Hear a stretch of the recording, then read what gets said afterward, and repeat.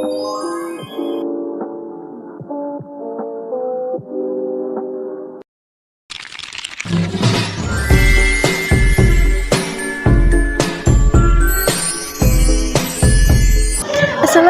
warahmatullahi wabarakatuh. Perkenalkan, saya Arya Rizkia dengan MPMC 124024. Dalam video ini saya akan memenuhi tugas remedial, yaitu membaca dan menyimpulkan modul toksikologi dari AYIP TLMI, dan akan menjelaskan materi dari setiap modul, mulai dari konsep dasar toksikologi, pemeriksaan logam berat, keracunan pestisida, sianida dan karbon monoksida, nafza, hingga toksisitas obat. Selamat menonton. Nah, saya akan menyimpulkan dari modul yang saya baca. Modul yang pertama yaitu membahas konsep dasar toksikologi klinik.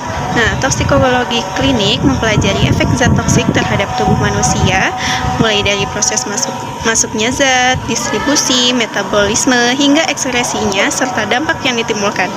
Nah, tingkat toksisitas dipengaruhi oleh dosis, lama paparan, sifat zat, cara masuk ke tubuh, dan kondisi individu. Nah, pemahaman mengenai konsep dasar seperti LD50, LC50, toksisitas akut maupun kronis, toksikokinetik, dan toksikodinamik sangat penting sebagai dasar dalam mengenali, mendiagnosis, dan menangani kasus keracunan secara tepat. Untuk modul yang kedua ini membahas pemeriksaan logam berat, arsen, raksa, dan timbal. Nah, logam berat seperti arsen, raksa, dan timbal ini merupakan zat toksik yang dapat menyebabkan gangguan kesehatan akibat paparan akut maupun kronis. Nah, diagnosis keracunan dilakukan melalui identifikasi kualitatif dan kuantitatif menggunakan berbagai metode seperti Gutzeit, Fleitman, dan Sidney Case, serta spektrofotometri. Serapan atom untuk timbal, pemeriksaan laboratorium berperan penting dalam mendeteksi keberadaan logam berat sehingga dapat membantu penegakan diagnosis penanganan keracunan secara tepat. Kemudian modul ketiga itu membahas tentang pestisida. Pestisida merupakan bahan kimia yang banyak digunakan dalam bidang pertanian, namun penggunaannya yang berlebihan dapat menyebabkan keracunan melalui paparan langsung maupun residu pada bahan pangan. Nah, keracunan pestisida terutama golongan organofosfat dan karbaman bekerja dengan menghambat enzim asetilkolinesterase sehingga menimbulkan gangguan pada sistem saraf. Nah, pemeriksaan aktivitas asetilkolinesterase darah menjadi salah satu metode laboratorium yang penting untuk menegakkan diagnosis dan menentukan tingkat keparahan keracunan pestisida.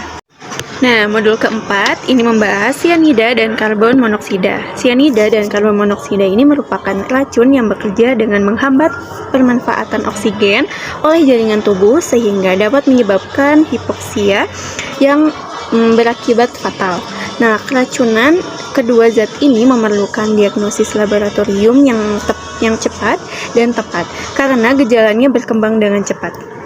Identifikasi kadar sianida maupun karbosihemoglobin sangat membantu dalam memastikan diagnosis sehingga terapi dapat segera diberikan untuk mencegah kerusakan organ dan kematian.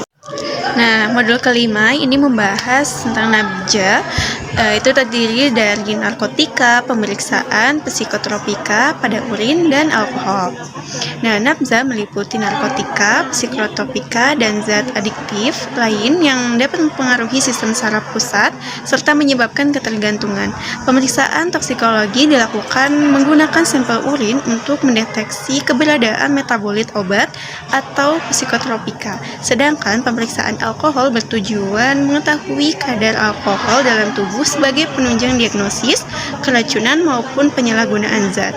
Nah, pemeriksaan laboratorium menjadi bagian penting dalam mendukung diagnosis klinis dan aspek forensik. Nah, kemudian modul ke-6 ini membahas tentang toksisitas obat. Itu terdiri dari parasetamol dan asam salisilat. Paracetamol dan asam salisilat ini merupakan obat yang relatif aman bila digunakan sesuai dosis terapi, tetapi dapat menyebabkan keracunan apabila dikonsumsi secara berlebihan. Nah, keracunan paracetamol terutama menyebabkan kerusakan hati akibat pembentukan metabolit toksik. Sedangkan keracunan asam salisilat dapat menimbulkan gangguan keseimbangan asam basa, pernapasan, dan metabolisme. Nah, pemeriksaan kadar obat dalam darah serta evaluasi kondisi klinis sangat penting untuk menentukan tingkat keparahan keracunan dan memberikan terapi yang sesuai. Baik, cukup sekian dari video saya. Mohon maaf bila ada kekurangan dan kesalahan. Wassalamualaikum warahmatullahi wabarakatuh.